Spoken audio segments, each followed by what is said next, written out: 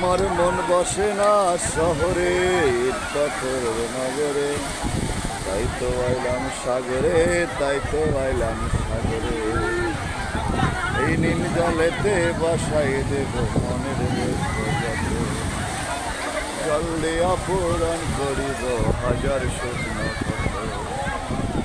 পারতাম যদি থাইকা যাইতে এই সাগরের পারে, আরে চিন্তা না লাগাইব দিতাম জীবন তারে।